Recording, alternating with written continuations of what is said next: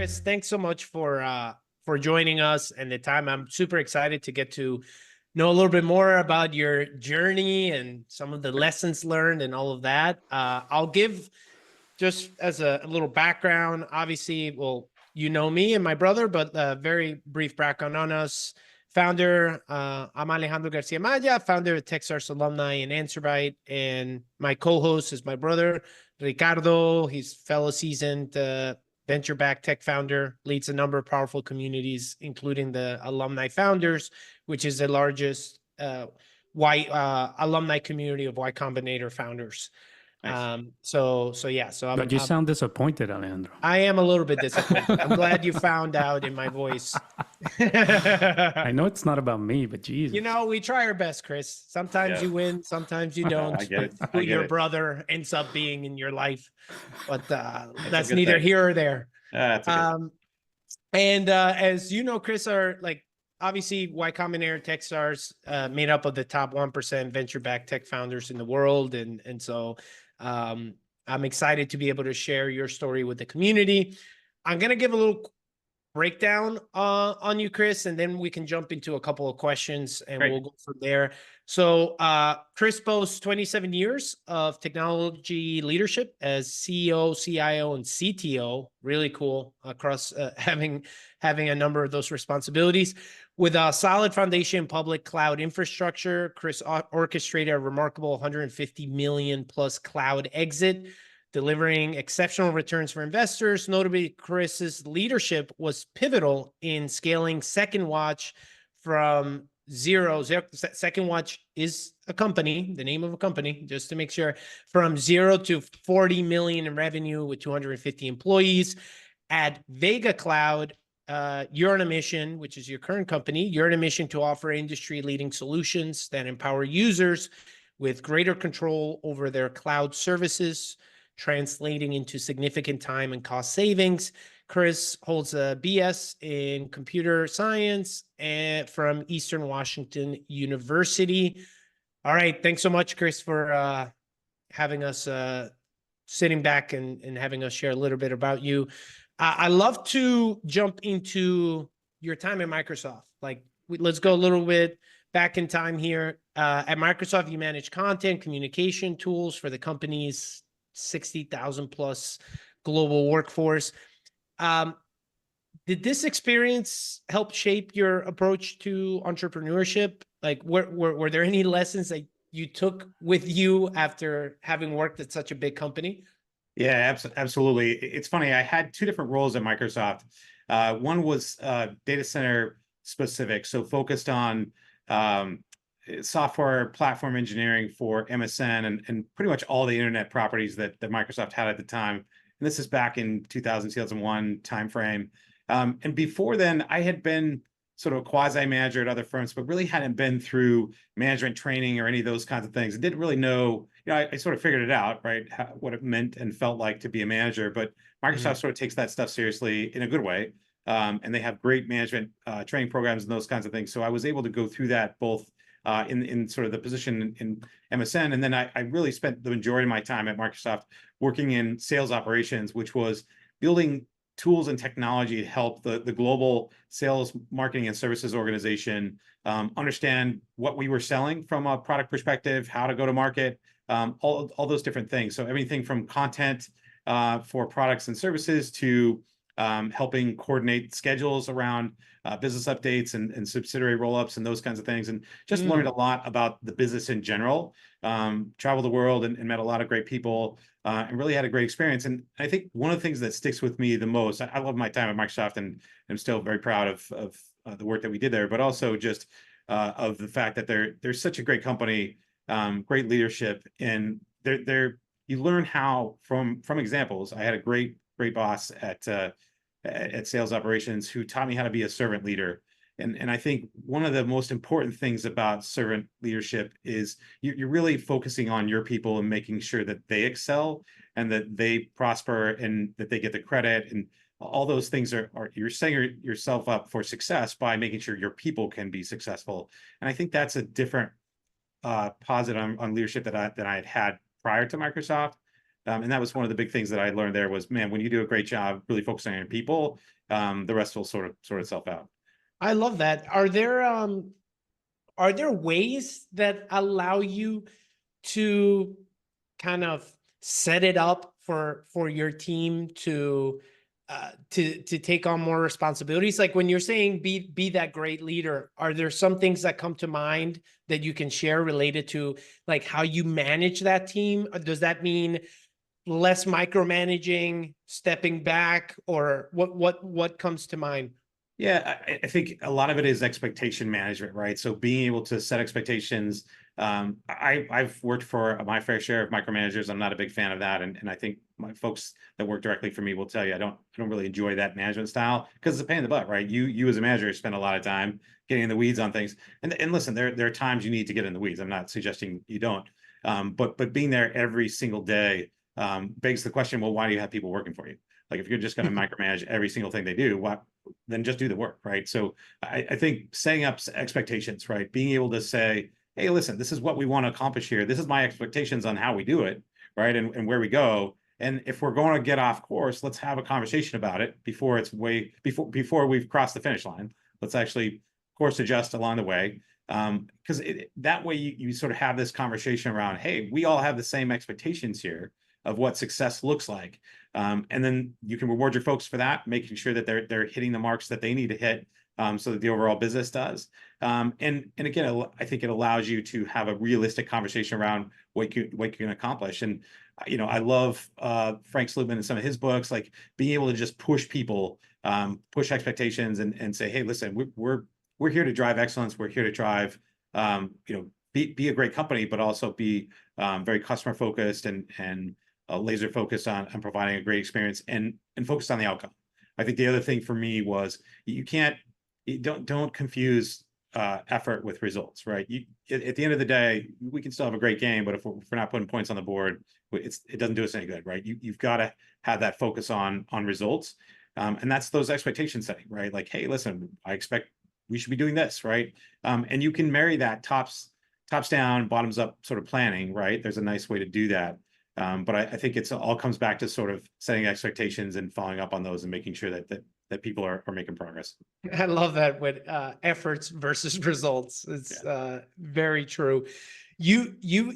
Let's jump into Second Watch. So you're one of the founders of Second Watch, public cloud native reseller, MSP, and SL. It became the largest independent cloud native MSP focused on helping large organizations looking to migrate and run their infrastructure in the public cloud. You scaled it from 0 to 40 million revenue and 250 employees. At what point do you realize that it was time to go out of a large corporation like Microsoft? And was it from when you stepped away from Microsoft, was that immediately to start Second Watch? No, there was a 5-year difference there. So I left Microsoft. We'd have some family changes and wanted to get back to my hometown, the Spokane area. And so I took a CIO job at a public company in town called Ambassadors Group that did student travel, because I'm in the student travel industry. And I was basically running IT. So a 30-person IT shop, helping them build a new building, build some data centers, do an SAP implementation, those kinds of things, get going on CRM. So just basically modernize their IT environment. Because it's sort of been neglected over the years. And so that was great. We started actually playing with the cloud in sort of circa 2008, 2009. And at that point, there were some interesting services. I think Amazon Web Services had 3 things you could buy from them. They had EC2, S3, and I think Civil Queue Service was the next one. But it was really simple, but it was powerful, right? You could sort of rent these service from them by the hour. And it really changed the way that we as technology people thought about infrastructure, right? Because before this whole concept of cloud, you had to buy the infrastructure, put it in a data center, manage it yourself, have hardware people manage it because who else is going to do it for you, or pay a co-location facility or whatever. And you had all this sort of overhead and challenges around managing equipment. Well, none of that stuff moved the needle for the business unless you're a tech business selling tech stuff to data centers. Like you honestly have no business running your own data center. You don't. You may think you're good at it, but you're not. You should be running your own data center. And so people sort of tried that for a very long time. And then cloud came along, and I instantly looked at it. I was like, wow, this is a game changer. We need to try this. We tried it a few times. And then I wrote the business plan for Second Watch while I was at Ambassadors to say, you know what, there's a better approach here for businesses in general. And Amazon's solution for, hey, I want to know how to do more of this stuff was, well, send us an email, we might get back to you, or check the forums. There wasn't really any sort of mechanism for me as a company to sort of go get smarter about this stuff or have help on projects or whatever. And so we thought, wow, what a great opportunity to form Second Watch to help companies do this shift, right? We felt like it was a wave coming, and we got in front of it in a big way, right? We formed Second Watch in early 2010, 2011 timeframe, and really started to get in front of this huge wave of corporations, right? Coca-Cola, Capital One, Nike, Starbucks, all moving their data centers in the public cloud. Nobody had done that before, right? We did so many firsts at Second Watch. We did the first global data center migration for Adobe. We moved a data center in the Bay Area, in Sydney, and in Ireland all at the same time. There's a lot of those things that had never been done before. We did a 300 server data center move for a media company on the East Coast. There was just a lot of sort of interesting sort of things that happened in that spell, and we proved out the concept, right? The whole concept of public cloud is elasticity, right? So I pay for what you use, only pay when you're using it, right? And then get rid of it when you don't. I remember us doing the American Idol campaign for Coca-Cola North America, and they sort of had thought about the fact that they were maybe too big to do Super Bowl ads because they had such big response, and it would crash their infrastructure because they couldn't deal with the elasticity of sort of all these incoming requests all at once.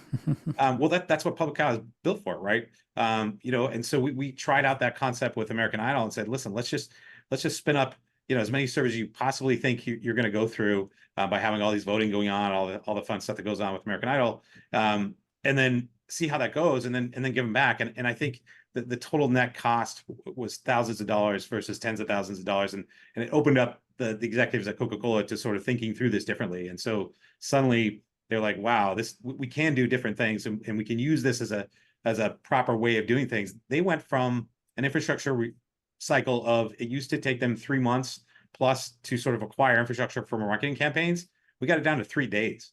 And so that's a massive change, right? Now you can do more marketing campaigns, you can do more things. Like it just changes the way you do business, right? Kris, how did you get them? Because enterprises are not known for, hey, let's do this super risky thing and let's give that a shot and see what happens, right? Especially when the IT.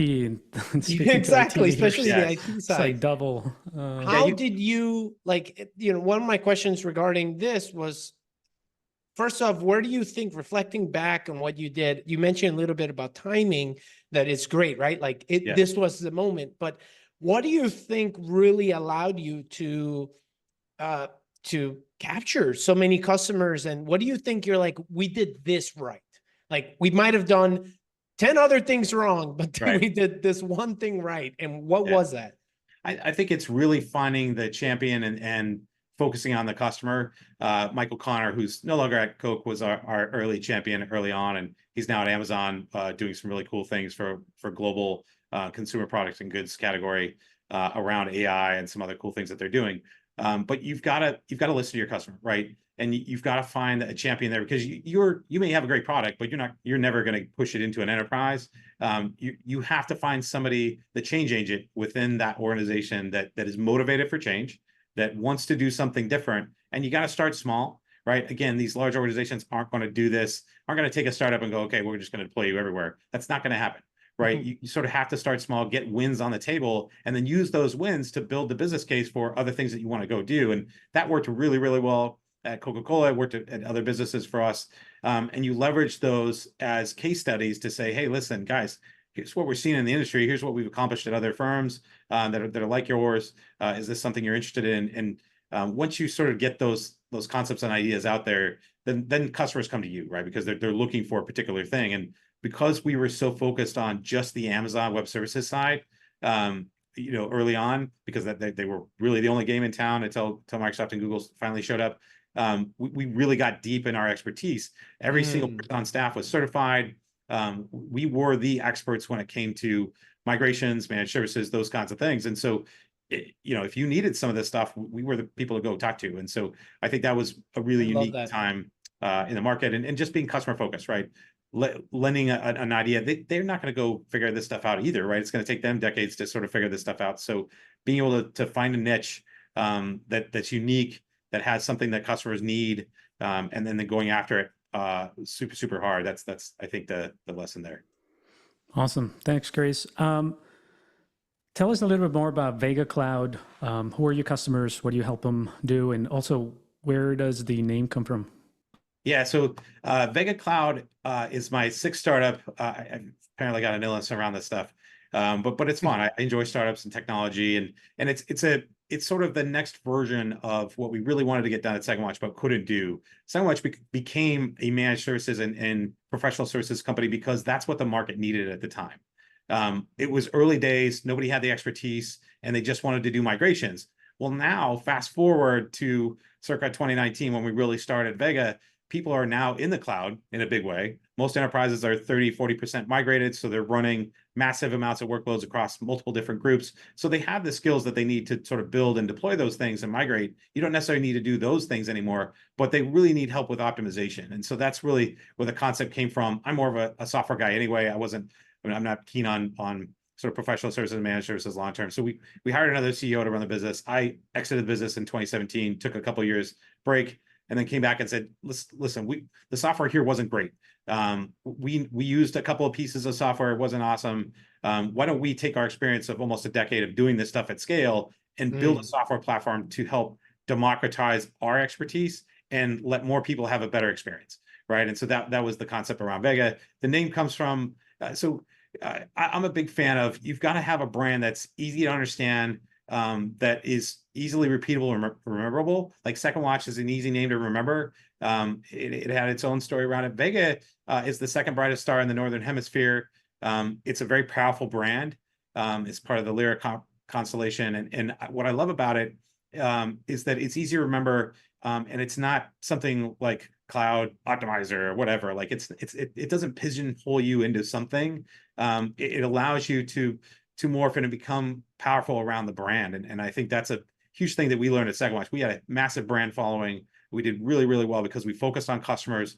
We focused on Net Promoter. We really wanted to make sure our customers were happy and fans and our employees were happy with it. And that sticks around today. I've still got great friends and colleagues from SecondWatch that have gone on to other companies to manage their cloud or other things. And I mean, it makes you proud, but also it's indicative of us focusing on people and focusing on the outcomes and making sure that we're very sort of focused on that stuff. And you got to have a strong brand to do all that, right? You can't sort of just nickname it something weird and you end up with something where people don't know what that is. I think I really like brands like Vega where it can be something strong. It's easy to remember. It's super short.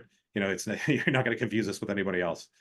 Yeah. Whenever you talk about infrastructure and cloud, I always remember Aaron, the founder of Box, that he always tells a story of, investors are like, yeah, that's a small market. Like, like who's gonna use security on the cloud? Like no one's in the cloud. It's kind of like the, chicken or the egg.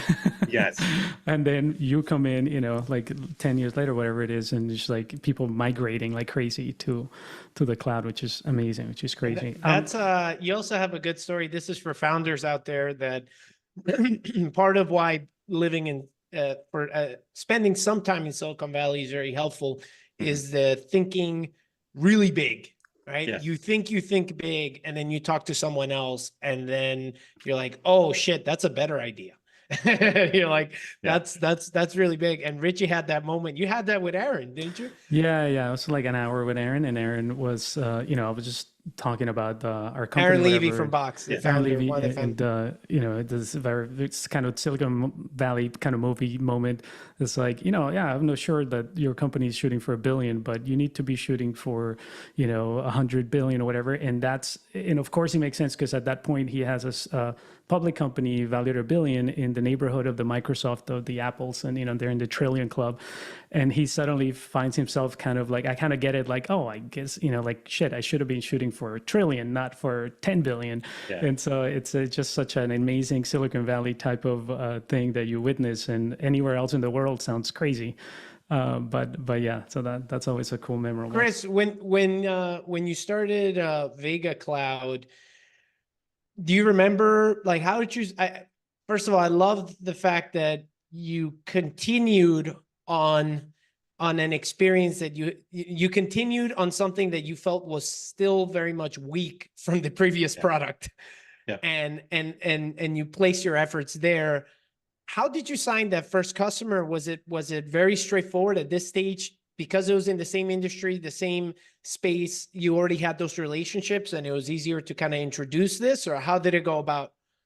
It wasn't as easy as you would think, partly because COVID happened in the middle, right? So we were formed in 2019, we got building, and it turns out when you're building an enterprise software company, it takes time, right? Like you really need to be thoughtful. And I'm a big believer, if you mess up the architecture, you're never going to get there. And again, thinking big, back to your point, if you're not designing for the enterprise, you're not going to be able to grow into it. So you can't build a small, medium-sized product and suddenly go, well, we're going to be enterprise someday. It doesn't work that way. I've spent my entire career working in large enterprises like Microsoft and other places. You have to design for that level of complexity and scale.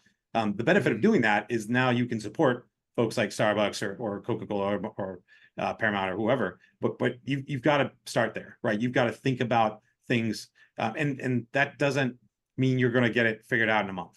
Like, it's going to take you a year or two to sort of figure that out. Well, we were mid-building when COVID happened in early 2020. And so we sort of had to pause for a minute and think, okay, well, we thought we had maybe another year to build before we sort of went to market because we really wanted to get this right. But it turns out, we didn't.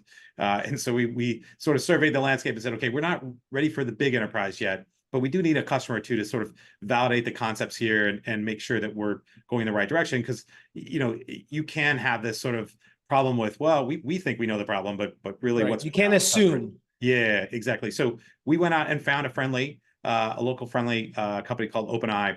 That's a great local little company. They do 30, 40 Wait, million. did you say Open AI? No, OpenEye. So as in okay. Yep. Okay. And they do cloud-based security software. So they basically store security footage in the cloud. And so they were using quite a bit of cloud. They needed help optimizing, understanding their spend, all that kind of stuff. And so they were a great early customer for us because they weren't this massive enterprise. So they weren't going to overwhelm us because we were a very small team at the time, less than a dozen people. And so we wanted to sort of just have them early on. And that had happened in April of 2020, just lit them up and started to have those conversations and say, okay, how do we provide value? What's the next thing on your list? And then we started with a couple of other friendlies, other software companies, startups that I knew, CEOs that I knew that were willing to give us a chance because they knew they had some problems. And so we would work early on with some of these folks to sort of figure things out. And then we had our first break in 2021 where we signed our first real enterprise, a $3 billion company in the energy space. And that one, honestly, their headquarters is right down the street from us, but we never talked to a single person here. And in fact, we did get a referral in from someone, but that we knew through our network. But the reality was everybody that we worked with was in Texas or on the East Coast or in Spain or somewhere globally. Like they have 85 teams, different teams using cloud within their organization all over the globe. And so they had all kinds of problems. They didn't know where the waste was. And I remember having a conversation with the CIO who said, hey, I could buy software here, but it's quite possible, and I don't mean to pick on his people. His people are great. But he's like, it's quite possible my guys don't run this correctly and we don't get the savings we're looking for. I said, I get it. Listen, this is the problem with the market today, right? You could buy software and it just becomes shelfware and you don't get the value you're looking for it. And so we actually tried a different pricing model with him early on. And we said, well, let's just share some savings here, right? So we'll do a base fee, $2,000 a month or whatever it was to just cover some costs here. And then we'll do shared savings. So everything above that, we'll take, a small percentage, you get the majority of it. And then that forces both of us to be on the same page and drive savings. I love that. Kris, how does that normally, the shared savings model, how does that normally, what's the standard? It doesn't have to be you sharing what it was specifically for this company, but for anyone going through that model, what does that look like? Yeah, typically you're going to find folks in the 15-20% range. So you keep 20%, you give 80% to the customer. That's typical of what you'll find. So in order to do that in a way that makes sense for you as a business, you got to create a lot of savings, right? Because it can't be, if the customer's keeping the lion's share, it's still got to be a really big number. Well, good news is for us, we created a boatload of savings. And so what we found was two things. One, we tried out a really cool idea with pricing. Two, we created a lot of revenue for us early on because we were good at what we did. We've been doing this for a decade. We knew what we were going to do. And so we generated a lot of savings. But then we realized, boy, this is also really hard.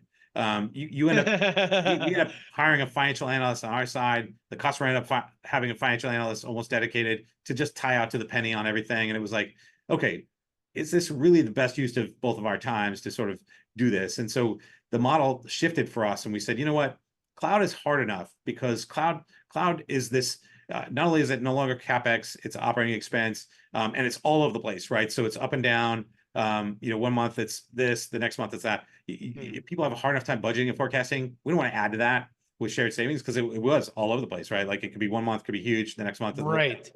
And so we consistently did really well, but again, it was hard to forecast for. So we said, let's just do a flat fee model, where we base it on what we think we can save you, right? So we'll sort of have tiers to it based on kind of where you spend, but that way the customer has a flat fee. They don't have to guess what their bill is from Vega. Hey, it's X amount every single year. If you sign a multi-year deal, you get a discount, those kinds of things. So it's a really nice way for us to give back to the customers to say, okay, we're not going to add to the problem here. And in order to do that flat fee, you had to have gone through the first model, because then that gave you the experience of knowing what those ranges could possibly be.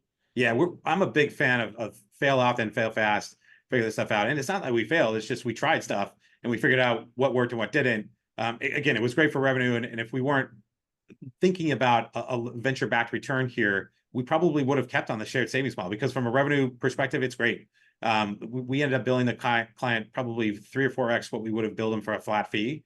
But neither one of us knew where we were going to go, right? And so how long did that model stay? When did you decide to go the flat fee model? About a year into the customer, just living and breathing that for a year and understanding month over month. Okay, here's the challenges, here's the opportunities, and then also trying to sell it, right? So now that we had a use case, we could actually go out to the market and say, okay, hey, who else is interested in shared savings? We just found that, again, customers shied away from it because they were like, it doesn't feel normal to me, and how do I forecast it? How do I budget for it? Because I still got to write you a check, but then my bill's going down, and so it's a weird model. People are more used to software subscriptions being a flat fee anyway, and so by user or whatever, and so it just being more predictable, we wanted to be easier to do business with, and so that's what it came down to. And at the beginning, Kris, did you set up like the initial benchmark? Did they share like the normal cost, and in order to kind of, so they were open about saying this is normally cost us this much, and if you guys can bring it down, so you took it from that conversation, and that's the number, top number. Yeah, so we actually set a baseline, worked with them on it, because we're billing and cost usage anyway. We have all their data, so we just needed the contract to understand their rates and all that stuff. So we knew what they had baked into their contract, but we could say, okay, great, here's the baseline, right? And anything that we do above that is ours, right? And so we actually worked on some stuff for them that we weren't doing. Their production environment actually, they didn't have us optimize over time, and I think that's actually coming back around now, which is nice. But we would show them, hey, here's some opportunities to save on your production environment, and they're like, okay, thanks, we're not paying you for that. And we're like, okay, fine, whatever. That's funny. Yeah, I mean, listen, you got to be customer friendly in the early days, right? I have a question, Kris. For us right now, even for the company that I have right now, we're testing out a revenue split model. Yeah. One of the things that I'm curious about, because we've just started to do this, but one of the things that I'm curious about, and I think this might translate to the shared savings model, but when it comes to you talked about the financial person that was there. So when it comes to the actual payout, and like, was there a particular software that you used that helped you keep track? Because obviously you had access to the usage. So did your customer. Like, you both had access to what you both were looking at the same number. And in terms of like, was it Stripe, or like in terms of actual payments, and what did you use for that in terms of billing? We actually implemented it all ourselves. And so because we are a cost cost platform. So we're pulling in billing and usage information. It made sense for us to be closer to it. I think in some ways you can leverage, other platforms to help you with that stuff. But for us, this was kind of our core competency anyway. And so we felt like, okay, we need to be able to do this ourselves. And so we had a portal we built to tick and tie out the pieces. They could go in and download the reports and sort of figure it out, compare it on their That's side. where I'm seeing for us where we might have. That's great. That's really interesting. You guys went that direction. Let's jump into maybe a little fundraising, because you mentioned, Kris, that you started this, you signed that first customer, but you already had a team of 12. You raised for this, right? We did. Yeah. So, it was interesting. I learned a lot of lessons in my career around fundraising. I've raised, probably 70 or 80 million now in my career across 3 or 4 different companies. And, it's always a challenge. You sort of want to raise money early on because you want to be able to give the idea time to marinate and to build and understand product market fit and all those kinds of things. But it's also a challenge because at the end of the day, the more money you raise, the higher the expectations are on the outcome and where are you going. And I would say, what we learned at SecondWatch was raising money for services businesses is tough because the multiples aren't as good. You have to go kill your year every single year. There's no reoccurring revenue here. Now, we were a reseller and a managed service provider, so there was some recurring contracts, but a lot of what we did was stuff that we had to go get every single year. So it's very painful to sort of grow that business. Now, you do it with customer references and people love you and you just get pulled back into, especially with enterprise, they tend to stick with you if you do a good job. And so from that perspective, it wasn't as hard as it might be, but I think that's one of the areas you got to focus on is okay, who's the customer? How do I get to revenue? And then what is the outcome I'm looking for? And does it make sense to sort of pull in the different levels of funding, right? So angel, friends and family early on for us was big and huge, but also easier because we'd had an outcome already, right? And while past performance doesn't guarantee future results, right, as everybody will tell you, you've had experience, you like have knowledge of the space, all those in things. this space, right? And so the last company, SecondWatch, the early investors got out 11x, right? So they did well. They were all happy to write checks and they wanted to write bigger checks. And so a lot of it was just going out to those folks. And then there's folks that missed out on SecondWatch that wanted in. So there's a lot of sort of, I think, demand for folks at the angel level. And then, figuring out, okay, who do we want to partner with on the VC side? I wanted to try something different. We chose Album out of Salt Lake City. We love those guys to death. They're just focused on B2B SaaS. I think the challenge with early stage VC is you need a lot of help early on, right? It takes a tribe, it takes a family, however you want to think about it, to build a company. And the people that are around the table, especially executives or board members, can be super helpful. Now, I don't expect the board to run the business, and we definitely don't use them that way, but they can be helpful. And to the extent they can be helpful is really related to what's the core of businesses they're looking at, right? Are they looking at commercial businesses? Are they looking at just B2B businesses? And so you can have a much more productive conversation with someone if they're in your wheelhouse. And I would really encourage folks to early stage. I think later stage, it doesn't matter as much because it's more of a financial conversation, but early stage, go find the VC that's in your bucket, right? If you're a B2C company, go find folks that know B2C well, because you're going to learn. They're going to come to board meetings and go, well, our 15 other companies are seeing X, Y, and Z, right? Or I can put you in touch with this guy over here and you can go talk to them. They can just be a wealth of resources for that kind of thing versus a generalist sort of early stage firm where they do a bunch of other things. And it's like, not always helpful, right? You can still find smart people, and don't get me wrong, but I think the value you're going to get as a founder and entrepreneur is much more higher if you find somebody that just focuses. And the benefit of that is they also focus, right? So their LPs are people that might fund you later on, right, in the next rounds or whatever, because they like B2B SaaS companies, and that's why they invested in Album, right? So there's a lot of, I think, carry through that you get with that strategy. Early on with SecondWatch, I didn't really care who I'm not picking on people, but like I wasn't as thoughtful about it, I guess, in terms of thinking through the strategy of fundraising. And I think that's something I learned. That's great. Be a little more thoughtful around it. Kris, you mentioned that you said you have 6 startups under your belt. Were these all post Microsoft, or they were like pre Microsoft, or what's the There was two pre-Microsoft. So in the .com era, I was part of a company that got bought and acquired by theglobe.com, which was a community website back in the day. They have the notorious record of setting the highest IPO gain. So they went from $9 to $93 or whatever it was in the first day of trading. And then I think literally maybe a year later, a year and a half later, they were out of business. So it was that was sort of the indication of the .com crash, was this sort of hype. And they'd acquired a company in Seattle that I worked for that was super fun. And so we went through that. I then worked for another startup that was sort of in the sales enablement space for a little bit. And then I had my fill of startups with small children. And I was like, I need some more stability. And so I went to Microsoft, found some stability, but also found growth and training and those kinds of things. And then wanted to get back to it after I left Microsoft to do more startups. And so some worked out, some didn't. And obviously SecondWatch did well, and Vega's doing well as well. Awesome. How do you go about selecting your co-founders for Vega? And, what do you look into it? Or were these individuals that you've worked already for, decades? That's a hard one. Startups are tough.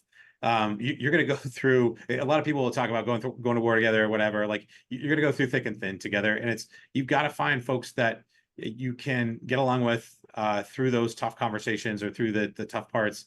You got to find people that you can trust, that are going to do what they say they're going to do, right? So, hey, if I'm not great at sales and I'm bringing on a co-founder that's good at sales, that person's got to focus on sales. Like, they can't be out, goofing off and golfing all the time or whatever. Like, they've actually got to focus, right? So it is hard. SecondWatch, I didn't know one of the co-founders super well. I got to know him at Ambassadors, but didn't know him prior to that. But we had some working experience, and so I was able to build some of that trust. I think that's key early on. To find folks that you've either worked with in the past or that someone who you have worked with can vouch for them, so that you have that trust transfer, because it is sort of a tough thing to go through, the ups and downs of a startup. Even if you're doing well, you need people around the table you can trust. And so that's the big thing, is just making sure you get folks that are results oriented and you can trust. Awesome. And with Vega, how many employees do you currently have? We're just shy of 50 today. Yep. Okay, cool. And but you also gone with the previous company to a much larger number as well. Is that right?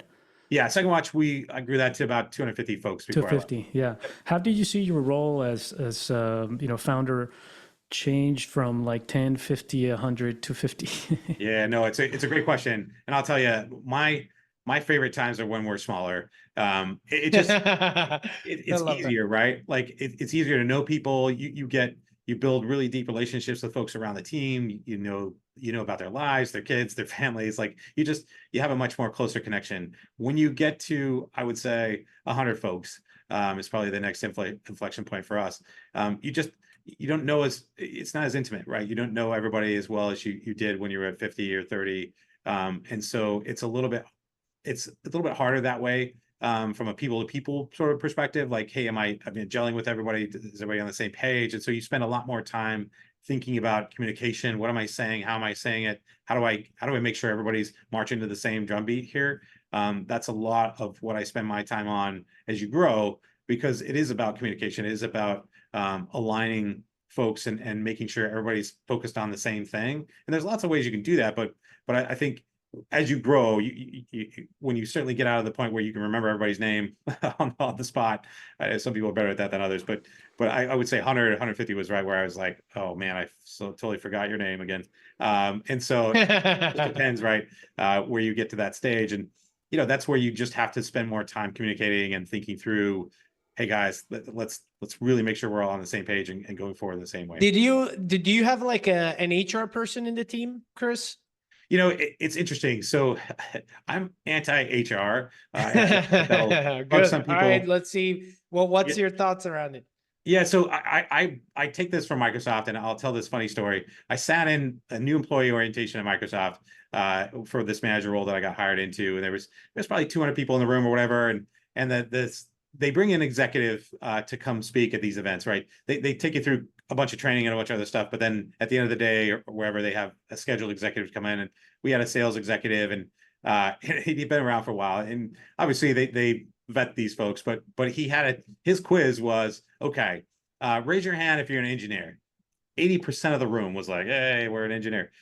Raise your hand if you're in IT. Maybe 5% of the room. Raise your hand if you're in finance, 3 or 4 people. Raise your hand if you're in sales, maybe 10, 15% of the room or whatever. Raise your hand if you're in HR. And everybody looked around. I think there was maybe one HR person in the room of 200. And he goes, okay, good. We still got the ratio right.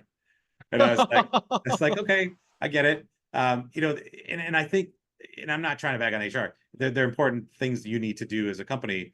I don't call it HR. In fact, we call it people. Because people are more important, right? HR makes you feel like a number, an asset, those kinds of things. That's crazy.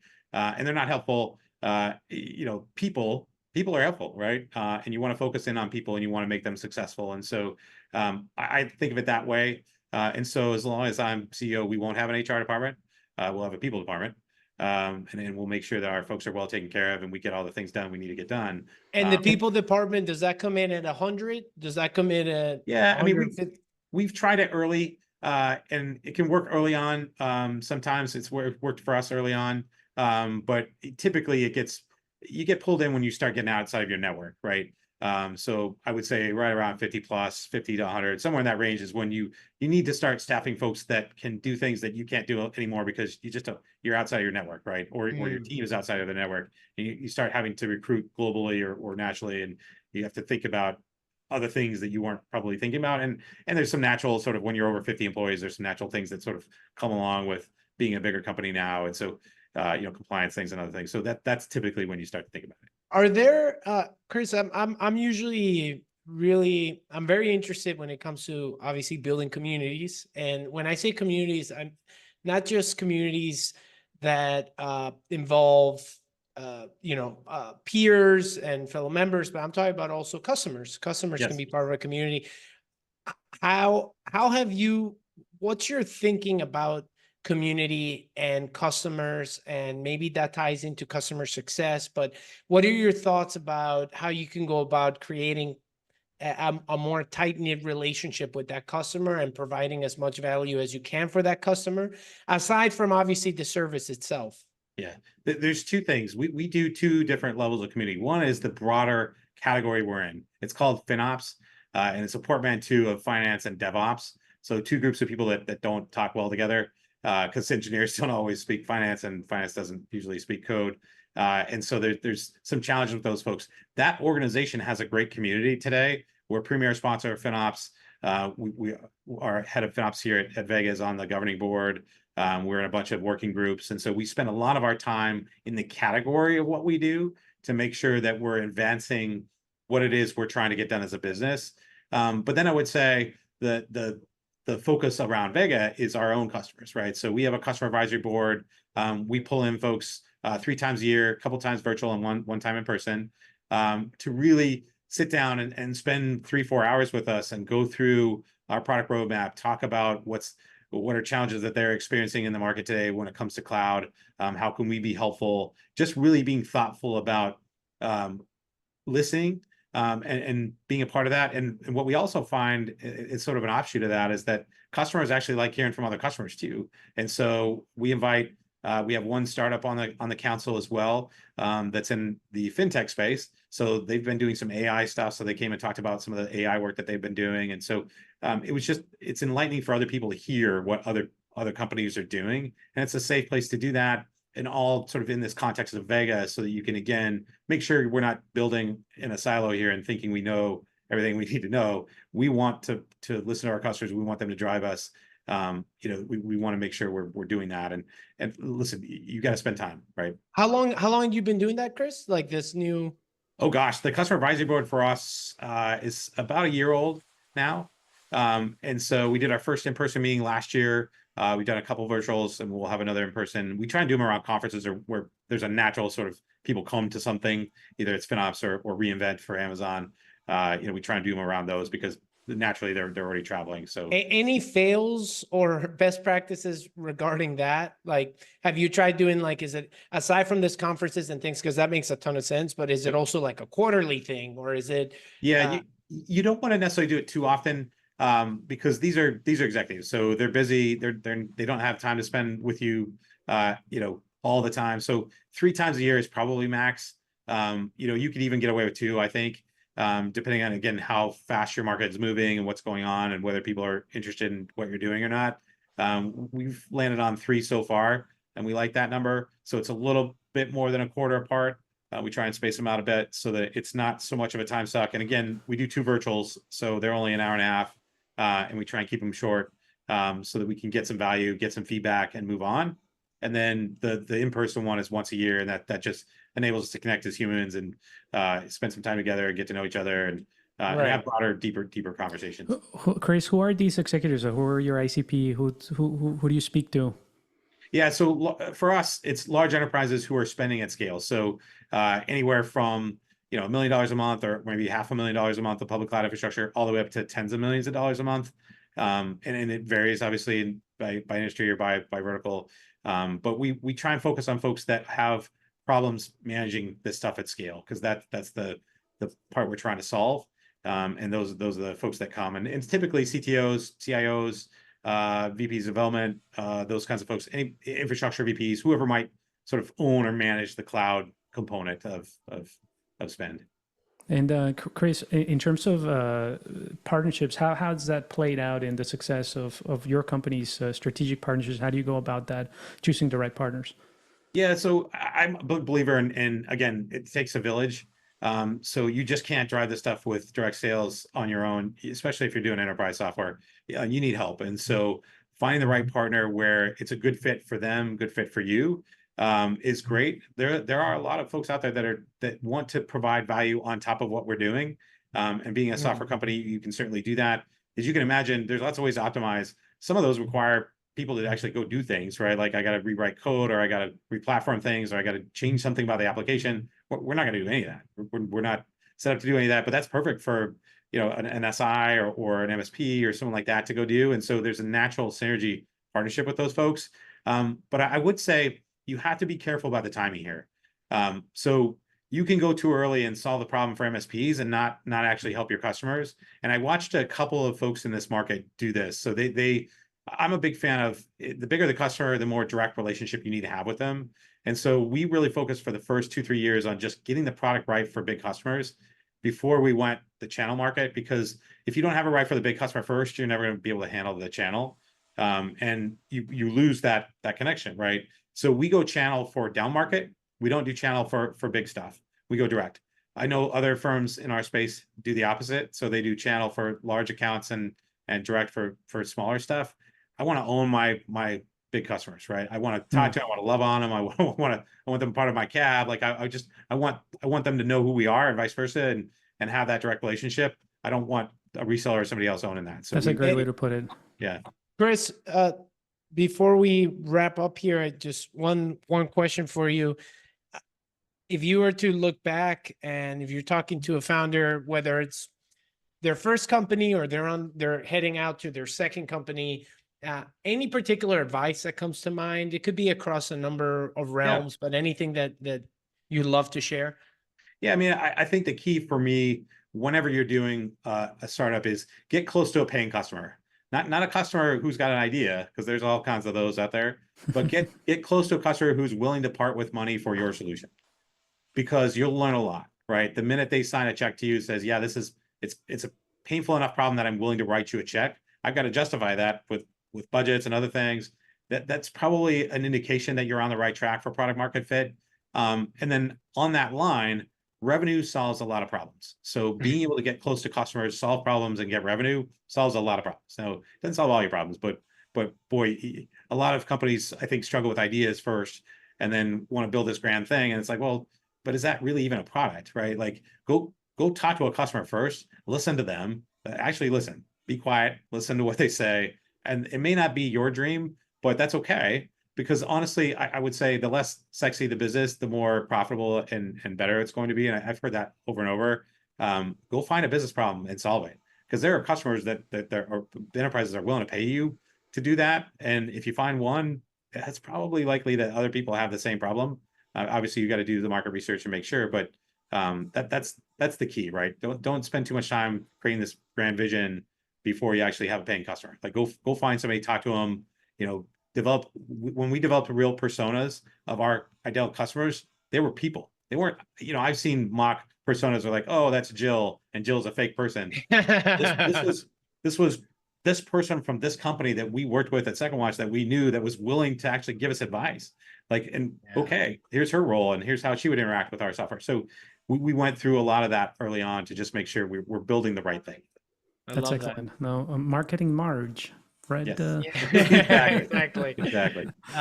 That's awesome. Well, Kris, thank you so much for your time. This was super fun.